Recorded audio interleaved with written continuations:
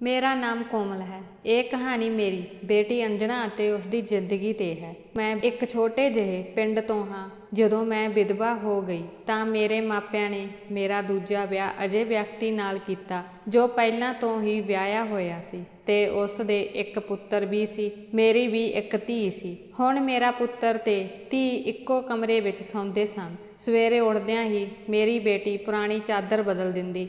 ਫਿਰ ਉਹ ਪੁਰਾਣੀ ਚਾਦਰ ਮੇਰੇ ਕੋਲੋਂ ਲੁਕੋ ਕੇ ਧੋ ਕੇ ਆਪ ਨਹਾਉਣ ਚਲੀ ਜਾਂਦੀ।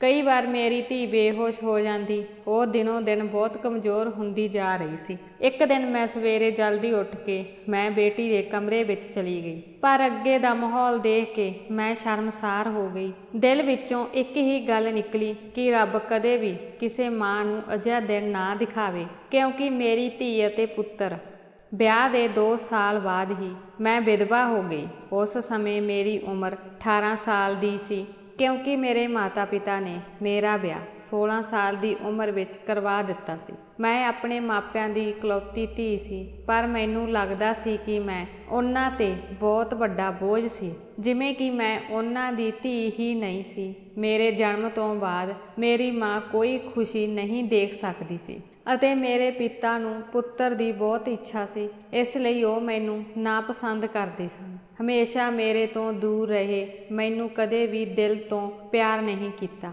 ਤੇ ਕਦੇ ਆਪਣਾ ਵੀ ਨਹੀਂ ਸਮਝਿਆ। ਕੁਝ ਪਰਿਵਾਰਕ ਬੰਦਿਸ਼ਾਂ ਕਾਰਨ ਮੇਰੇ ਪਿਤਾ ਜੀ ਦੁਬਾਰਾ ਵਿਆਹ ਵੀ ਨਹੀਂ ਕਰਵਾ ਸਕੇ। ਉਹ ਮੈਨੂੰ ਬਹੁਤ ਨਫ਼ਰਤ ਕਰਦੇ ਸਨ ਅਤੇ ਇਸ ਕਾਰਨ ਕਰਕੇ ਉਸਨੇ ਜਲਦੀ ਹੀ ਮੇਰਾ ਵਿਆਹ ਕਰਵਾ ਦਿੱਤਾ। ਮੇਰੇ ਪਤੀ ਸਰਕਾਰੀ ਸਕੂਲ ਵਿੱਚ ਅਧਿਆਪਕ ਸਨ। ਸਾਡੀ ਇੱਕ 3 ਸਾਲਾਂ ਦੀ ਧੀ ਵੀ ਸੀ, ਪਰ ਇੱਕ ਦਿਨ ਸਕੂਲ ਤੋਂ ਆਉਂਦੇ ਸਮੇਂ ਉਹਨਾਂ ਦਾ ਐਕਸੀਡੈਂਟ ਹੋ ਗਿਆ ਅਤੇ ਮੌਕੇ ਤੇ ਹੀ ਉਹਨਾਂ ਦੀ ਮੌਤ ਹੋ ਗਈ। ਉਹ ਵੀ ਮੇਰਾ ਸਾਥ ਛੱਡ ਗਏ। ਉਹ ਦਿਨ ਮੇਰੇ ਲਈ ਕਿਸੇ ਤਬਾਹੀ ਤੋਂ ਘੱਟ ਨਹੀਂ ਸੀ। ਮੇਰੇ ਉੱਤੇ ਮੁਸੀਬਤਾਂ ਦੇ ਪਹਾੜ ਟੁੱਟ ਪਏ ਸਨ। ਕੁਝ ਦਿਨ ਬੀਤਣ ਤੋਂ ਬਾਅਦ ਮੇਰੇ ਸਹੁਰੇ ਨੇ ਵੀ ਮੈਨੂੰ ਮੇਰੇ ਪੇਕੇ ਘਰ ਭੇਜ ਦਿੱਤਾ। ਸ਼ਾਇਦ ਮੈਂ ਵੀ ਉਹਨਾਂ 'ਤੇ ਬੋਝ ਹੀ ਸੀ। ਉਹ ਵੀ ਮੈਨੂੰ ਚੰਗਾ ਨਹੀਂ ਸਮਝਦੇ ਸਨ। ਉਹ ਸੋਚਦੇ ਸਨ ਕਿ ਮੈਂ ਇੱਕ ਮਨਹੂਸ ਔਰਤ ਹਾਂ, ਜਿਸ ਦੇ ਘਰ ਆਉਂਦਿਆਂ ਹੀ ਸਾਡਾ ਪੁੱਤਰ ਮਰ ਗਿਆ। ਮੈਂ ਚੁੱਪਚਾਪ ਆਪਣੇ ਘਰ ਆ ਗਈ। ਮੈਂ ਆਪਣੇ ਮਾਤਾ ਪਿਤਾ ਨਾਲ ਰਹਿਣ ਲੱਗੀ। ਉਹ ਵੀ ਮੈਨੂੰ ਬੋਝ ਹੀ ਸਮਝਦੇ ਸਨ। ਮੈਂ ਇਕੱਲੀ ਆਪਣੀ ਧੀ ਨੂੰ ਜੱਫੀ ਪਾ ਕੇ ਬਹੁਤ ਰੋਂਦੀ। ਫਿਰ ਕੁਝ ਦਿਨਾਂ ਬਾਅਦ ਮੇਰੇ ਮਾਤਾ ਪਿਤਾ ਨੇ ਮੇਰਾ ਦੂਜਾ ਵਿਆਹ ਕਰਵਾ ਦਿੱਤਾ। ਇੱਕ ਆਦਮੀ ਜਿਸ ਦਾ ਪਹਿਲਾਂ ਹੀ ਇੱਕ ਪੁੱਤਰ ਸੀ ਅਤੇ ਮੇਰੀ ਵੀ ਇੱਕ ਧੀ ਸੀ। ਅਸੀਂ ਦੋਵੇਂ ਇੱਕੋ ਜਿਹੇ ਸੀ। ਸਾਡਾ ਵਿਆਹ ਹੋ ਗਿਆ, ਨਹੀਂ ਤਾਂ ਮੇਰਾ ਲਈ ਕੋਈ ਚੰਗਾ ਰਿਸ਼ਤਾ ਵੀ ਨਹੀਂ ਆਉਂਦਾ ਸੀ। ਉਸ ਦਾ ਬੇਟਾ ਮੇਰੀ ਧੀ ਨਾਲੋਂ 1 ਸਾਲ ਛੋਟਾ ਸੀ। ਉਹਨਾਂ ਦੇ ਬੇਟੇ ਦਾ ਨਾਮ ਰਜੇਸ਼ ਅਤੇ ਮੇਰੀ ਬੇਟੀ ਦਾ ਨਾਮ ਅੰਜਨਾ। ਅਸੀਂ ਇਕੱਠੇ ਰਹਿਣ ਲੱਗ ਪਏ ਅਤੇ ਸਮਾਂ ਇਸੇ ਤਰ੍ਹਾਂ ਲੰਘਣ ਲੱਗਾ।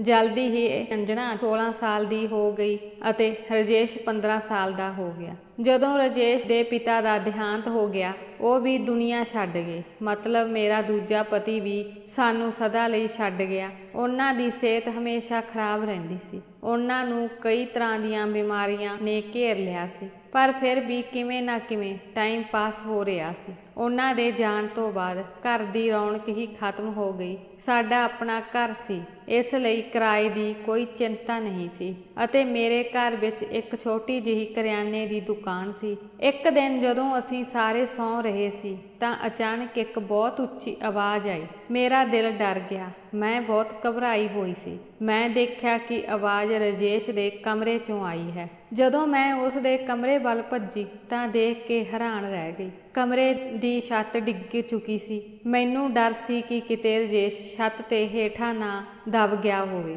ਜਦੋਂ ਮੈਂ ਨੇੜੇ ਗਈ ਤਾਂ ਮੈਂ ਜਾ ਕੇ ਦੇਖਿਆ ਰਜੇਸ਼ ਆਪਣੇ ਕਮਰੇ ਵਿੱਚ ਨਹੀਂ ਸੀ। ਉਹ ਬਾਥਰੂਮ ਜਾਣ ਲਈ ਉੱਠਿਆ ਹੋਵੇਗਾ। ਇਸ ਕਾਰਨ ਉਹ ਕਮਰੇ ਦੀ ਛੱਤ ਹੇਠਾਂ ਆਉਣ ਤੋਂ ਬਚ ਗਿਆ। ਮੈਂ ਪਰਮਾਤਮਾ ਦਾ ਧੰਨਵਾਦ ਕੀਤਾ ਕਿ ਚੰਗਾ ਹੋਇਆ ਕਿ ਰਜੇਸ਼ ਨੂੰ ਸੱਟ ਨਹੀਂ ਲੱਗੀ। ਜੇ ਉਸ ਨੂੰ ਕੁਝ ਹੋ ਗਿਆ ਹੁੰਦਾ ਤਾਂ ਮੈਂ ਉਸ ਤੇ ਪਿਤਾ ਨੂੰ ਕਿਹੜਾ ਮੂੰਹ ਦਿਖਾਉਂਦੀ। ਪਰ ਹੁਣ ਸਾਡੇ ਕੋਲ ਇੰਨੇ ਪੈਸੇ ਨਹੀਂ ਸਨ ਅਸੀਂ ਛੱਤ ਦੁਬਾਰਾ ਪਾ ਸਕੀਏ। ਕਮਰਾ ਕਬਾੜ ਬਣ ਗਿਆ ਸੀ। ਸਾਰੀ ਛੱਤ ਡਿੱਗ ਗਈ ਸੀ ਅਤੇ ਅਸੀਂ ਇਸ ਨੂੰ ਉਸੇ ਤਰ੍ਹਾਂ ਛੱਡ ਦਿੱਤਾ। ਇਸ ਤੋਂ ਬਾਅਦ ਮੈਂ ਆਪਣਾ ਬਿਸਤਰਾ ਆਪਣੇ ਲਈ ਰਸੋਈ ਵਿੱਚ ਰੱਖ ਲਿਆ ਅਤੇ ਦੋਵਾਂ ਬੱਚਿਆਂ ਨੂੰ ਕਮਰੇ ਵਿੱਚ ਸੌਣ ਲਈ ਕਿਹਾ, ਕਿਉਂਕਿ ਬਾਹਰ ਬਹੁਤ ਠੰਡ ਸੀ ਅਤੇ ਕੋਈ ਬਾਹਰ ਸੌਂ ਵੀ ਨਹੀਂ ਸਕਦਾ ਸੀ ਅਤੇ ਕਮਰੇ ਵਿੱਚ ਇੱਕ ਮੰਜੇ ਤੇ ਸਿਰਫ ਇੱਕ ਬਿਸਤਰਾ ਸੀ, ਜਿਸ ਉੱਪਰ 2 ਵਿਅਕਤੀ ਵੀ ਮੁਸ਼ਕਲ ਨਾਲ ਸੌਂ ਸਕਦੇ ਸਨ। ਹੁਣ ਉਹ ਦੋਵੇਂ ਇੱਕੋ ਕਮਰੇ ਵਿੱਚ ਸੌਂਦੇ ਸਨ। ਇਹ ਤਾਂ ਮਜਬੂਰੀ ਸੀ, ਅਸੀਂ ਕੀ ਕਰ ਸਕਦੇ ਸੀ। ਇੱਕ ਕਮਰੇ ਵਿੱਚ ਦੁਕਾਨ ਸੀ ਅਤੇ ਮੇਰੇ ਪਤੀ ਨੇ ਘਰ ਵਿੱਚ ਸਿਰਫ 3 ਹੀ ਕਮਰੇ ਬਣਾਏ ਹੋਏ ਸਨ। ਭਾਵੇਂ ਸਾਡੇ ਤਿੰਨਾਂ ਲਈ 3 ਕਮਰੇ ਠੀਕ ਸਨ, ਪਰ ਇੱਕ ਕਮਰਾ ਦੁਕਾਨ ਲਈ ਵੀ ਤਾਂ ਜ਼ਰੂਰੀ ਸੀ। ਅਸੀਂ ਬੇਵੱਸ ਸੀ, ਤਾਂ ਅਸੀਂ ਕੀ ਕਰ ਸਕਦੇ ਸੀ। ਗੁਜ਼ਾਰਾ ਕਰਨਾ ਪਿਆ। ਇੱਕ ਦਿਨ ਮੇਰਾ ਪੁੱਤਰ ਮੇਰੀ ਧੀ ਦੇ ਕਮਰੇ ਵਿੱਚ ਸੋਇਆ ਤਾਂ ਸਵੇਰੇ ਕੁਝ ਅਜਿਹਾ ਹੋਇਆ ਜਿਸ ਨੂੰ ਦੇਖ ਕੇ ਮੈਂ ਹੈਰਾਨ ਰਹਿ ਗਈ। ਰਜੇਸ਼ ਤਾਂ ਸਵੇਰੇ ਜਲਦੀ ਉੱਠ ਕੇ ਨਾਸ਼ਤਾ ਕਰਨ ਵੀ ਬੈਠ ਗਿਆ ਸੀ, ਜਦੋਂ ਕਿ ਅੰਜਨਾ ਅਜੇ ਸੁੱਤੀ ਪਈ ਸੀ। ਉਹ ਇੰਨੀ ਦੇਰ ਤੱਕ ਨਹੀਂ ਸੌਂਦੀ ਸੀ, ਪਰ ਅੱਜ ਉਹ ਇੰਨੀ ਦੇਰ ਤੱਕ ਕਿਵੇਂ ਸੁੱਤੀ ਪਈ ਸੀ। ਉਸ ਦੀ ਆਦਤ ਸੀ ਕਿ ਉਹ ਸਵੇਰੇ ਜਲਦੀ ਉੱਠਦੀ ਸੀ। ਕੁਝ ਸਮੇਂ ਬਾਅਦ ਮੈਂ ਉਸ ਦੇ ਕਮਰੇ ਵਿੱਚ ਜਾ ਕੇ ਦੇਖਿਆ ਤਾਂ ਉਹ ਬੇਹੋਸ਼ ਹੋ ਗਈ ਸੀ। ਮੈਂ ਬਹੁਤ ਘਬਰਾ ਗਈ ਕਿ ਉਸ ਨੂੰ ਕੀ ਹੋਇਆ।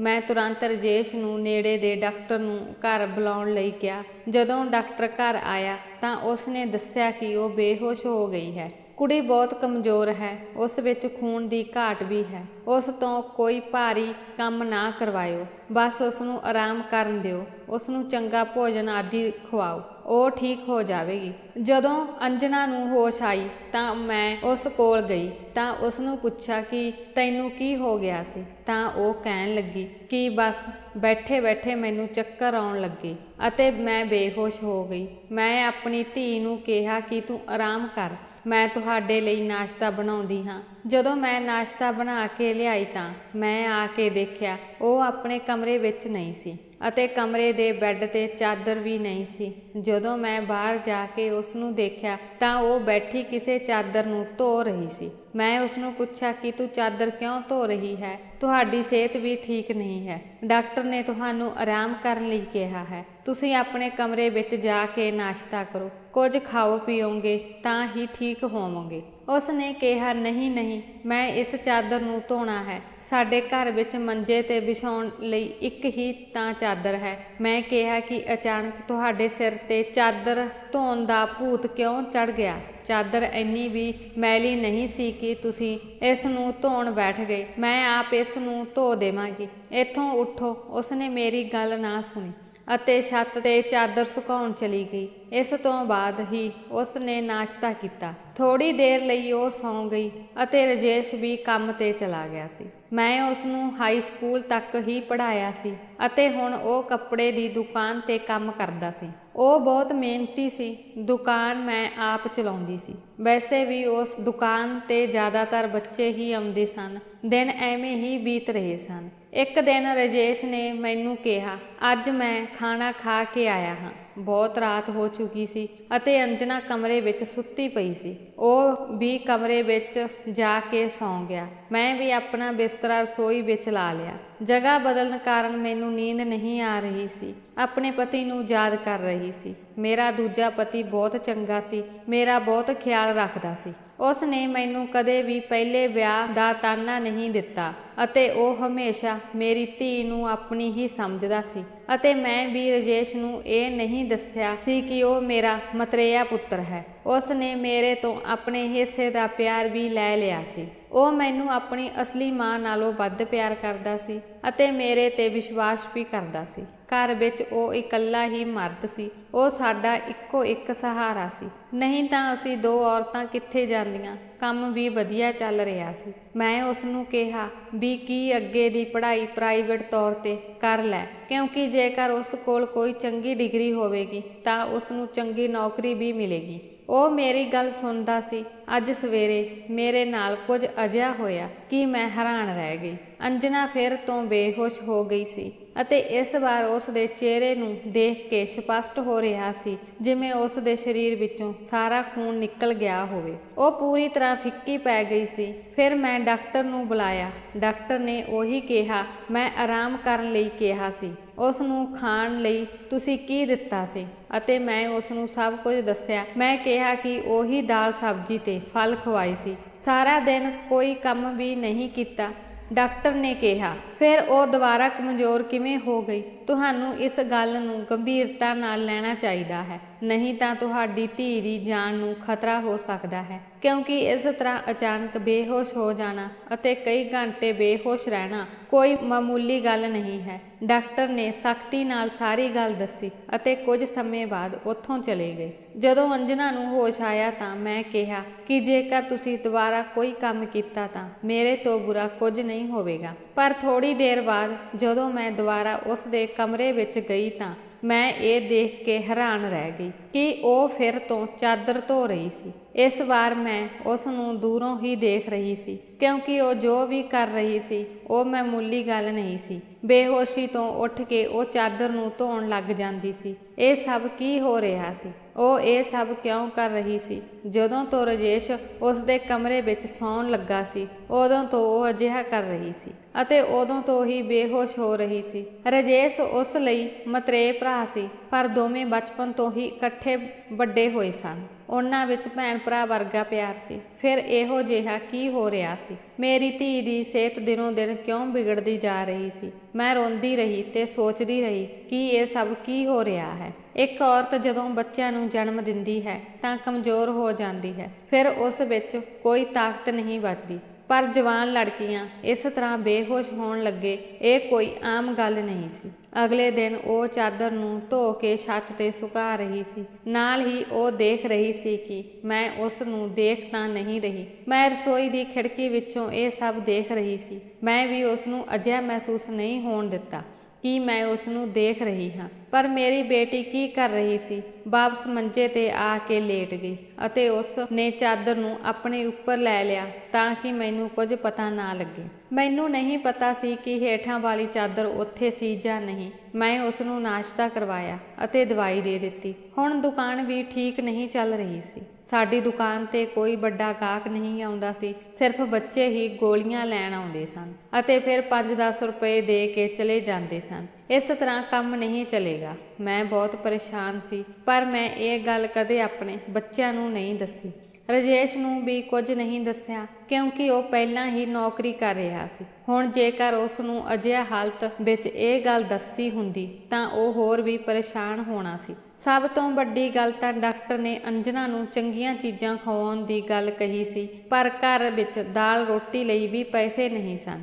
ਘਰ ਦੇ ਖਰਚੇ ਪੂਰੇ ਕਰਨੇ ਬਹੁਤ ਔਖੇ ਹੋ ਰਹੇ ਸਨ। ਇੱਕ ਦਿਨ ਬਹੁਤ ਅਜੀਬ ਗੱਲ ਹੋਈ। ਮੈਂ ਆਪਣੇ ਬੇਟੇ ਰਾਜੇਸ਼ ਅਤੇ ਅੰਜਨਾ ਨੂੰ ਕੁਝ ਅਜਿਹੀਆਂ ਗੱਲਾਂ ਕਰਦੇ ਸੁਣਿਆ ਜੋ ਮੈਨੂੰ ਬਿਲਕੁਲ ਵੀ ਸਮਝ ਨਹੀਂ ਆਈਆਂ। ਰਾਜੇਸ਼ ਨੇ ਕਿਹਾ, ਤੁਸੀਂ ਪਹਿਲਾਂ ਹੀ ਆਪਣੀ ਸਿਹਤ ਖਰਾਬ ਕਰ ਚੁੱਕੇ ਹੋ। ਇਸ ਤਰ੍ਹਾਂ ਕੰਮ ਨਹੀਂ ਚੱਲੇਗਾ। ਜੇਕਰ ਤੁਹਾਨੂੰ ਇੰਨੀ ਪਰੇਸ਼ਾਨੀ ਹੋ ਰਹੀ ਹੈ ਤਾਂ ਅਸੀਂ ਇਹ ਸਭ ਨਹੀਂ ਕਰ ਸਕਦੇ। ਅੰਜਨਾ ਨੇ ਕਿਹਾ, ਨਹੀਂ, ਮੈਂ ਇਹ ਕੰਮ ਕਰਨਾ ਹੈ। ਇਸ ਤਰ੍ਹਾਂ ਦੇ ਮੌਕੇ ਬਾਰ-ਬਾਰ ਨਹੀਂ ਆਉਂਦੇ ਅਤੇ ਮੈਨੂੰ ਕੀ ਪਤਾ ਸੀ ਕਿ ਇਹ ਸਭ ਮੇਰੇ ਨਾਲ ਹੋ ਜਾਵੇਗਾ। ਮੈਨੂੰ ਇਹ ਵੀ ਨਹੀਂ ਪਤਾ ਸੀ ਕਿ ਮੇਰੇ ਕੋਲ ਇੰਨੀ ਤਾਕਤ ਵੀ ਨਹੀਂ ਹੈ। ਮੇਰੇ ਬੇਟੇ ਨੇ ਕਿਹਾ ਕਿ ਹੁਣ ਤੁਹਾਨੂੰ ਪਤਾ ਹੈ ਕਿ ਤੁਹਾਡੇ ਵਿੱਚ ਕਿੰਨੀ ਤਾਕਤ ਹੈ। ਹੁਣ ਤੁਸੀਂ ਆਪਣੀ ਜਾਨ ਦਾਅ ਤੇ ਨਹੀਂ ਲਗਾ ਸਕਦੇ। ਤਾਂ ਮੇਰੀ ਬੇਟੀ ਨੇ ਕਿਹਾ ਕਿ ਨਹੀਂ, ਇਹ ਸਿਰਫ 2-4 ਹਫ਼ਤਿਆਂ ਦੀ ਗੱਲ ਹੈ, ਉਸ ਤੋਂ ਬਾਅਦ ਕੋਈ ਮੌਕਾ ਨਹੀਂ ਮਿਲੇਗਾ। ਇਹ ਸਭ ਕੀ ਹੋ ਰਿਹਾ ਸੀ? ਮੈਨੂੰ ਕੁਝ ਸਮਝ ਨਹੀਂ ਆ ਰਹੀ ਸੀ। ਇਹ ਦੋਵੇਂ ਕਿਸ ਬਾਰੇ ਗੱਲ ਕਰ ਰਹੇ ਸਨ? ਇੱਕ ਦਿਨ ਮੈਂ ਕੁਝ ਅਜਿਹਾ ਦੇਖਿਆ ਜਿਸ ਨੇ ਮੈਨੂੰ ਹੈਰਾਨ ਕਰ ਦਿੱਤਾ। ਸਵੇਰੇ-ਸਵੇਰੇ ਮੇਰੀ ਬੇਟੀ ਚਾਦਰ ਨੂੰ ਧੋ ਕੇ ਛੱਤ ਤੇ ਸੁਕਾ ਕੇ ਇੱਕ ਪਾਸੇ ਖੜੀ ਉਲਟੀ ਕਰ ਰਹੀ ਸੀ। ਮੈਂ ਕਿਹਾ, ਕੀ ਹੋਇਆ? ਉਹ ਡਰ ਗਈ ਅਤੇ ਕਹਿਣ ਲੱਗੀ ਕਿ ਕੁਝ ਨਹੀਂ। ਅਚਾਨਕ ਮੇਰਾ ਦਿਲ ਖਰਾਬ ਹੋ ਗਿਆ। ਮੈਂ ਕਿਹਾ, ਇਸ ਦਾ ਕੀ ਮਤਲਬ? ਦਿਲ ਖਰਾਬ ਹੋ ਗਿਆ? ਤੂੰ ਕੀ ਖਾ ਰਹੀ ਹੈ? ਤੂੰ ਕਿਉਂ ਇਸ ਤਰ੍ਹਾਂ ਚਾਦਰ ਨੂੰ ਬਾਰ-ਬਾਰ ਧੋ ਰਹੀ ਹੈ? ਮੇਰੇ ਤੋਂ ਕੀ ਛੁਪਾ ਰਹੀ ਹੈ? ਜੇ ਮੈਨੂੰ ਪਤਾ ਲੱਗ ਗਿਆ ਕਿ ਤੁਸੀਂ ਕੋਈ ਅਜਿਹਾ ਕੰਮ ਕੀਤਾ ਹੈ ਜਿਸ ਨਾਲ ਮੇਰੀ ਅਤੇ ਤੁਹਾਡੇ ਪਿਤਾ ਦੀ ਇੱਜ਼ਤ ਦਾਅ ਤੇ ਲੱਗ ਗਈ ਤਾਂ ਮੈਂ ਤੁਹਾਨੂੰ ਕਦੇ ਮਾਫ਼ ਨਹੀਂ ਕਰਾਂਗੀ। ਮੇਰੀ ਧੀ ਹੈਰਾਨ ਰਹਿ ਗਈ। ਉਸਨੇ ਕਿਹਾ, ਮੰਮੀ ਜੀ ਤੁਸੀਂ ਕਿਹੋ ਜਿਹੀਆਂ ਗੱਲਾਂ ਕਰ ਰਹੇ ਹੋ? ਅਜਿਹਾ ਕੁਝ ਨਹੀਂ ਹੈ ਜੋ ਤੁਸੀਂ ਸੋਚ ਰਹੇ ਹੋ। ਲੱਗਦਾ ਹੈ ਕਿ ਤੁਸੀਂ ਅੱਜ ਕੋਈ ਫਿਲਮ ਦੇਖ ਕੇ ਆ ਰਹੇ ਹੋ ਜਾਂ ਕਿਸੇ ਨੇ ਤੁਹਾਡੇ ਕੰਨ ਮੇਰੇ ਵਿਰੁੱਧ ਭਰ ਦਿੱਤੇ ਹਨ। ਤੁਸੀਂ ਕਿਸ ਤਰ੍ਹਾਂ ਦੀਆਂ ਗੱਲਾਂ ਕਰ ਰਹੇ ਹੋ? ਮੈਂ ਅਜਿਹਾ ਕਿਉਂ ਕਰਾਂਗੀ?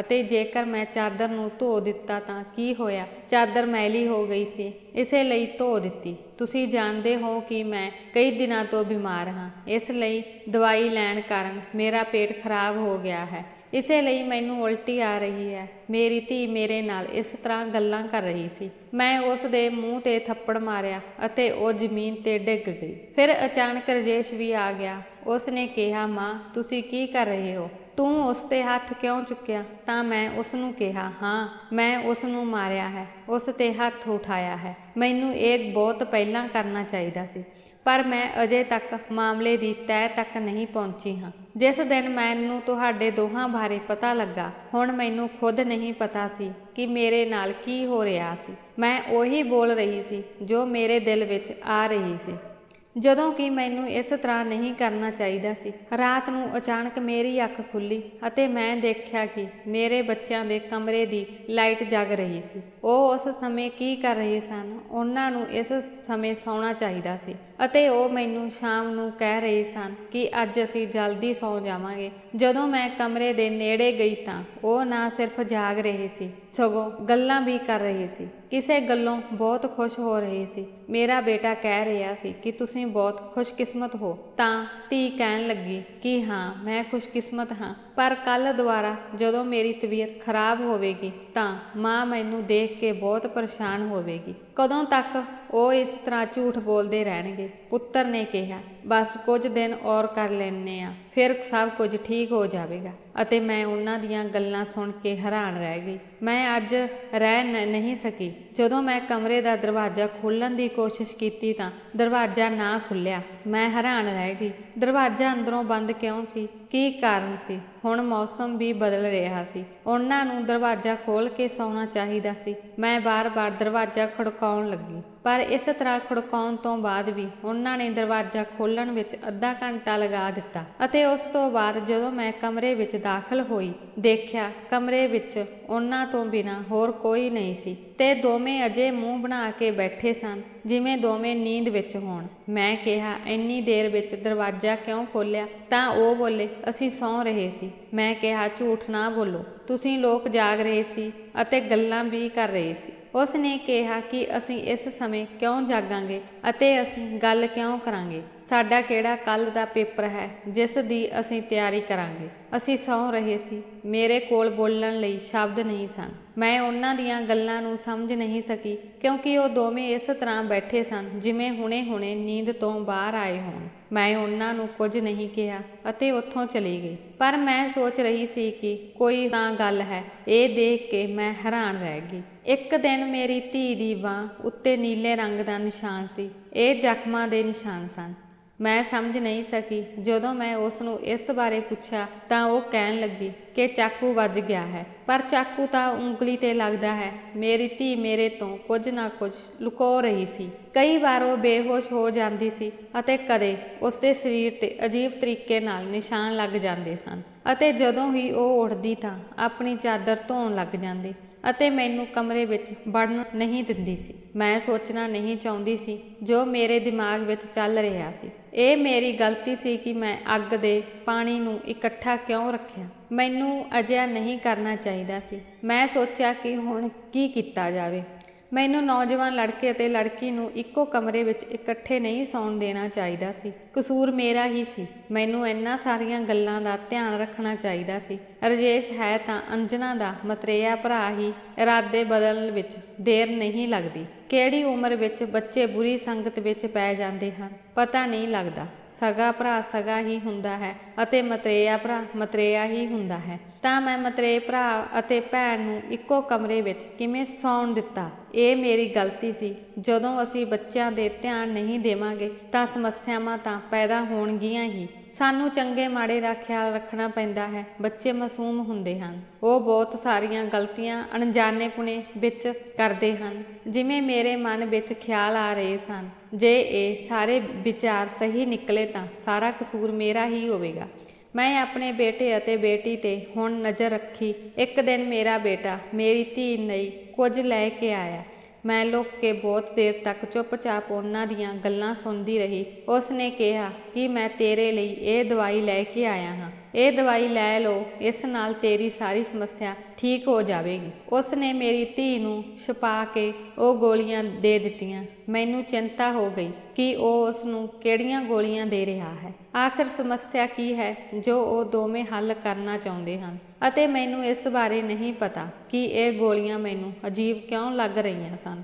ਮੇਰੀ ਬੇਟੀ ਨੇ ਵੀ ਉਹ ਗੋਲੀਆਂ ਫੜ ਲਈਆਂ ਤੇ ਆਪਣੇ ਦੁਪੱਟੇ ਤੇ ਪੱਲੂ 'ਚ ਛੁਪਾ ਲਈਆਂ। ਮੇਰੇ ਬੇਟੇ ਨੇ ਕਿਹਾ ਕਿ ਜੇਕਰ ਤੁਸੀਂ ਰਾਤ ਨੂੰ ਸੌਣ ਤੋਂ ਪਹਿਲਾਂ ਖਾਓਗੇ ਤਾਂ ਅਗਲੇ ਦਿਨ ਤੁਸੀਂ ਬਿਲਕੁਲ ਵੀ ਬੇਹੋਸ਼ ਨਹੀਂ ਹੋਵੋਗੇ। ਮੇਰੀ ਬੇਟੀ ਵਾਕਿਆ ਹੀ 2-3 ਦਿਨਾਂ ਬੇਹੋਸ਼ ਨਹੀਂ ਹੋਈ, ਪਰ ਉਸ ਤੋਂ ਬਾਅਦ ਸ਼ਾਇਦ ਉਸ ਦੀਆਂ ਗੋਲੀਆਂ ਖਤਮ ਹੋ ਗਈਆਂ ਅਤੇ ਇੱਕ ਦਿਨ ਬਾਅਦ ਮੇਰੀ ਬੇਟੀ ਫਿਰ ਬੇਹੋਸ਼ ਹੋ ਗਈ। ਮੇਰਾ ਬੇਟਾ ਵੀ ਘਰ ਨਹੀਂ ਸੀ, ਇਸ ਲਈ ਮੈਂ ਅੱਜ ਚਾਦਰ ਦਾ ਰਾਜ਼ ਜਾਣਨ ਬਾਰੇ ਸੋਚਿਆ। ਮੈਂ ਉਸ ਚਾਦਰ ਨੂੰ ਹੌਲੀ ਜਿਹੀ ਮੇਰੀ ਧੀ ਦੇ ਹੇਠੋਂ ਖਿੱਚ ਲਿਆ ਅਤੇ ਆਪਣੇ ਕਮਰੇ ਵਿੱਚ ਲੈ ਆਈ। ਮੈਂ ਇਹ ਦੇਖਣਾ ਸੀ ਕਿ ਇਸ ਤੇ ਕੀ ਲੱਗਿਆ ਸੀ, ਜਿਸ ਕਾਰਨ ਮੇਰੀ ਬੇਟੀ ਸਵੇਰੇ ਉੱਠਦੇ ਹੀ ਇਸ ਚਾਦਰ ਨੂੰ ਧੋਣਾ ਸ਼ੁਰੂ ਕਰ ਦਿੰਦੀ ਸੀ ਅਤੇ ਆਪਣੀ ਬਿਮਾਰੀ ਦੀ ਪਰਵਾਹ ਵੀ ਨਹੀਂ ਕਰਦੀ ਸੀ।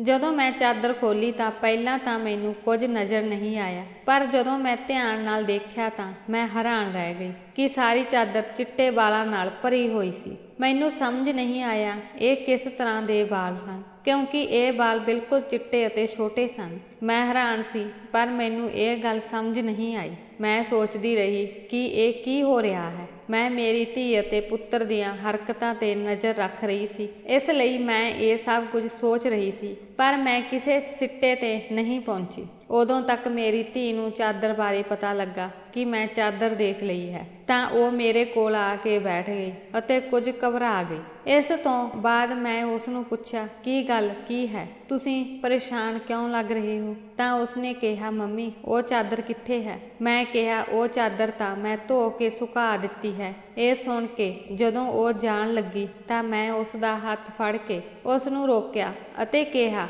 ਮੈਂ ਸਭ ਕੁਝ ਦੇਖ ਲਿਆ ਹੈ। ਉਸ ਚਾਦਰ ਤੇ ਜੋ ਵੀ ਸੀ, ਮੈਨੂੰ ਇਹ ਸਭ ਬਾਰੇ ਦੱਸੋ। ਇੰਨੇ ਸਮੇਂ ਤੋਂ ਤੁਸੀਂ ਮੇਰੇ ਤੋਂ ਕੀ ਛੁਪਾ ਰਹੇ ਹੋ? ਮੈਂ ਬਹੁਤ ਪਰੇਸ਼ਾਨ ਹਾਂ। ਮੇਰੇ ਮਨ ਵਿੱਚ ਬਹੁਤ ਬੁਰੇ ਖਿਆਲ ਆ ਰਹੇ ਸਨ। ਤਾਂ ਉਹ ਮੇਰੇ ਕੋਲ ਬੈਠ ਗਈ ਤੇ ਫਿਰ ਮੇਰੀ ਧੀ ਨੇ ਮੈਨੂੰ ਅਜਿਹੀਆਂ ਗੱਲ ਦੱਸੀ ਕਿ ਮੇਰੇ ਪੈਰਾਂ ਹੇਠੋਂ ਜ਼ਮੀਨ ਨਿਕਲ ਗਈ। ਮੇਰੀ ਧੀ ਨੇ ਮੈਨੂੰ ਦੱਸਿਆ ਕਿ ਅਜਿਹਾ ਬਿਲਕੁਲ ਵੀ ਨਹੀਂ ਹੈ ਜੋ ਤੁਸੀਂ ਸੋਚ ਰਹੇ ਹੋ। ਅਸਲ ਵਿੱਚ ਅਸੀਂ ਦੇਖ ਲਿਆ ਸੀ ਕਿ ਘਰ ਦੀ ਹਾਲਤ ਠੀਕ ਨਹੀਂ ਹੈ ਤੇ ਘਰ ਦੀ ਦੁਕਾਨ ਵੀ ਨਹੀਂ ਚੱਲ ਰਹੀ ਹੈ। ਭਰਾ ਵੀ ਬਹੁਤੀ ਕਮਾਈ ਨਹੀਂ ਕਰ ਰਿਹਾ ਸੀ, ਪਰ ਸਾਨੂੰ ਅਜਿਹਾ ਕੋਈ ਕੰਮ ਨਹੀਂ ਮਿਲ ਰਿਹਾ ਸੀ ਜੋ ਅਸੀਂ ਕਰ ਸਕਦੇ। ਫਿਰ ਭਰਾ ਦੇ ਦੋਸਤ ਨੇ ਉਸ ਨੂੰ ਇੱਕ ਕੰਮ ਦਿੱਤਾ। ਅਸਲ ਵਿੱਚ ਉਸਨੇ ਬਿੱਲੀ ਦੇ 4 ਬੱਚੇ ਰੱਖੇ ਹੋਏ ਸਨ, ਪਰ ਉਹਨਾਂ ਨੂੰ ਸੰਭਾਲਣਾ ਉਸ ਦੇ ਵੱਸ ਤੋਂ ਬਾਹਰ ਸੀ। ਇਸ ਲਈ ਉਸ ਨੇ ਸਾਨੂੰ ਉਹਨਾਂ ਬੱਚਿਆਂ ਦੀ ਦੇਖਭਾਲ ਕਰਨ ਦਾ ਕੰਮ ਦਿੱਤਾ ਅਤੇ ਉਸ ਕੰਮ ਲਈ ਬਹੁਤ ਸਾਰੇ ਪੈਸੇ ਦਿੱਤੇ। ਦਰਅਸਲ ਭਰਾ ਵੀ ਸਾਰਾ ਦਿਨ ਉੱਥੇ ਹੀ ਹੁੰਦਾ ਸੀ, ਪਰ ਭਰਾ ਨੇ ਰਾਤ ਨੂੰ ਆਰਾਮ ਕਰਨਾ ਹੁੰਦਾ ਸੀ, ਇਸ ਲਈ ਉਹ ਬਿੱਲੀ ਦੇ ਉਹਨਾਂ ਬੱਚਿਆਂ ਨੂੰ ਕਮਰੇ ਵਿੱਚ ਲੈ ਆਉਂਦਾ ਸੀ। ਮੈਂ ਉਹਨਾਂ ਨੂੰ ਸੰਭਾਲ ਲੈਂਦੀ ਸੀ। ਉਸ ਦੇ ਵਾਲ ਚਾਦਰ ਤੇ ਲੱਗੇ ਹੁੰਦੇ ਸਨ ਜੋ ਮੈਂ ਸਵੇਰੇ ਧੋ ਲੈਂਦੀ ਸੀ, ਕਿਉਂਕਿ ਸਾਨੂੰ ਪਤਾ ਸੀ ਕਿ ਤੁਹਾਨੂੰ ਇਸ ਤਰ੍ਹਾਂ ਦੀ ਗੱਲ ਪਸੰਦ ਨਹੀਂ ਹੈ ਅਤੇ ਅਸੀਂ ਤੁਹਾਨੂੰ ਇਹ ਸਭ ਦੱਸਣਾ ਵੀ ਨਹੀਂ ਚਾਹੁੰਦੇ ਸੀ। ਅਸੀਂ ਇਹ ਕੰਮ ਕਰਦੇ ਰਹੇ ਅਤੇ ਸਾਨੂੰ ਬਾਅਦ ਵਿੱਚ ਪਤਾ ਲੱਗਾ ਕਿ ਮੈਨੂੰ ਬਿੱਲੀ ਦੇ ਬੱਚਿਆਂ ਤੋਂ ਅਲਰਜੀ ਹੈ, ਇਸ ਲਈ ਮੈਂ ਸਵੇਰੇ ਬੇਹੋਸ਼ ਹੋ ਜਾਂਦੀ ਸੀ। ਮੇਰਾ ਭਰਾ ਮੇਰੇ ਲਈ ਜੋ ਦਵਾਈਆਂ ਲੈ ਕੇ ਆਇਆ ਸੀ ਉਹ ਵੀ ਉਸੇ ਅਲਰਜੀ ਦੀ ਸੀ, ਤਾਂ ਜੋ ਮੇਰੀ ਅਲਰਜੀ ਘਟ ਜਾਵੇ। ਮਾਂ ਭਰਾ ਦੇ ਦੋਸਤ ਬਹੁਤ ਅਮੀਰ ਹੈ ਅਤੇ ਉਹ ਸਾਨੂੰ ਇਸ ਕੰਮ ਲਈ ਬਹੁਤ ਸਾਰਾ ਪੈਸਾ ਵੀ ਦੇ ਰਿਹਾ ਸੀ। ਉਹ ਸਾਨੂੰ ਇੱਕ ਦਿਨ ਲਈ 1000 ਰੁਪਏ ਦੇ ਰਿਹਾ ਸੀ ਅਤੇ ਅੱਜ ਸਾਡੇ ਘਰ ਉਹਨਾਂ ਬੱਚਿਆਂ ਦਾ ਆਖਰੀ ਦਿਨ ਸੀ, ਕਿਉਂਕਿ ਹੁਣ ਉਹ ਉਹਨਾਂ ਨੂੰ ਦੂਜੇ ਸ਼ਹਿਰ ਲੈ ਗਿਆ ਹੈ ਅਤੇ ਅਸੀਂ ਆਪਣੇ ਪੈਸੇ ਕਮਾ ਲਏ ਹਨ, ਜਿਸ ਨਾਲ ਅਸੀਂ ਕਮਰੇ ਦੀ ਛੱਤ ਵੀ ਪਾ ਸਕਦੇ ਹਾਂ ਤੇ ਕੁਝ ਰਾਸ਼ਨ ਵੀ ਲਿਆ ਸਕਦੇ ਹਾਂ। ਅਸੀਂ ਜਾਣਦੇ ਹਾਂ ਕਿ ਤੁਸੀਂ ਪਾਲਤੂ ਜਾਨਵਰਾਂ ਨੂੰ ਪਸੰਦ ਨਹੀਂ ਕਰਦੇ ਹੋ, ਇਸ ਲਈ ਅਸੀਂ ਤੁਹਾਨੂੰ ਇਹ ਨਹੀਂ ਦੱਸਿਆ, ਪਰ ਤੁਸੀਂ ਤਾਂ ਸਾਡੇ ਬਾਰੇ ਪਤਾ ਨਹੀਂ ਕੀ ਸੋਚ ਲਿਆ ਹੈ। ਤੁਸੀਂ ਸਾਡੇ ਤੇ ਇੰਨਾ ਸ਼ੱਕ ਕੀਤਾ ਮੈਂ ਜਾਣਦੀ ਹਾਂ ਕਿ ਉਹ ਮੇਰਾ ਮਤਰੇਆ ਭਰਾ ਹੈ, ਪਰ ਉਹ ਮੇਰਾ ਅਸਲੀ ਭਰਾਵਾਂ ਨਾਲੋਂ ਵੱਧ ਹੈ। ਉਹ ਹਮੇਸ਼ਾ ਸਾਡੇ ਬਾਰੇ ਹੀ ਸੋਚਦਾ ਹੈ। ਜੇ ਦੇਖਿਆ ਜਾਵੇ ਤਾਂ ਅਸੀਂ ਉਸੇ ਦੇ ਕੀ ਲੱਗਦੇ ਹਾਂ। ਉਸ ਦਾ ਪਾਪਾ ਤਾਂ ਇਸ ਦੁਨੀਆ ਤੋਂ ਚਲਿਆ ਗਿਆ ਹੈ ਅਤੇ ਉਸ ਦੇ ਆਪਣੇ ਰਿਸ਼ਤੇਦਾਰ ਵੀ ਹਨ ਜੋ ਸਾਡੇ ਨਾਲੋਂ ਬਹੁਤ ਅਮੀਰ ਹਨ। ਉਹ ਉਹਨਾਂ ਕੋਲ ਜਾ ਕੇ ਵੀ ਰਹਿ ਸਕਦਾ ਹੈ, ਪਰ ਫਿਰ ਵੀ ਸਾਡੇ ਨਾਲ ਰਹਿੰਦਾ ਹੈ ਕਿਉਂਕਿ ਉਹ ਕਦੇ ਵੀ ਸਾਨੂੰ ਇਕੱਲਾ ਨਹੀਂ ਛੱਡਣਾ ਚਾਹੁੰਦਾ। ਉਸ ਨੇ ਹਮੇਸ਼ਾ ਮੈਨੂੰ ਆਪਣੀ ਸੱਚੀ ਭੈਣ ਸਮਝਿਆ ਹੈ। ਉਸ ਨੇ ਕਦੇ ਵੀ ਮੈਨੂੰ ਕੁਝ ਗਲਤ ਨਹੀਂ ਕਿਹਾ ਅਤੇ ਉਹ ਹਮੇਸ਼ਾ ਸਾਡਾ ਸਾਥ ਦਿੰਦਾ ਹੈ, ਸਾਡੇ ਲਈ ਬਹੁਤ ਕੁਝ ਕਰਦਾ ਹੈ। ਸਾਰਾ ਦਿਨ ਕੰਮ ਕਰਦਾ ਹੈ। ਮੈਂ ਰਾਤ ਨੂੰ ਉਸ ਦੀ ਮਦਦ ਕਰਦੀ ਸੀ। ਉਸ ਦਾ ਕਹਿਣਾ ਸੀ ਕਿ ਉਹ ਰਾਤ ਨੂੰ ਵੀ ਇਹ ਸਭ ਕਰੇਗਾ। ਉਹ ਵਿਚਾਰਾ ਸਾਰਾ ਦਿਨ ਮਿਹਨਤ ਕਰਦਾ ਸੀ, ਇਸ ਲਈ ਮੈਂ ਉਸ ਨੂੰ ਕਿਹਾ ਕਿ ਤੁਸੀਂ ਰਾਤ ਨੂੰ ਆਰਾਮ ਕਰੋ, ਮੈਂ ਬੱਚਿਆਂ ਨੂੰ ਦੇਖ ਲਵਾਂਗੀ। ਇਸੇ ਲਈ ਮੈਂ ਉਸ ਦੀ ਮਦਦ ਕਰ ਰਹੀ ਸੀ। ਮੈਨੂੰ ਬਹੁਤ ਅਫਸੋਸ ਹੋਇਆ ਅਤੇ ਮੈਨੂੰ ਆਪਣੇ ਆਪ 'ਤੇ ਵੀ ਬਹੁਤ ਗੁੱਸਾ ਆ ਰਿਹਾ ਸੀ।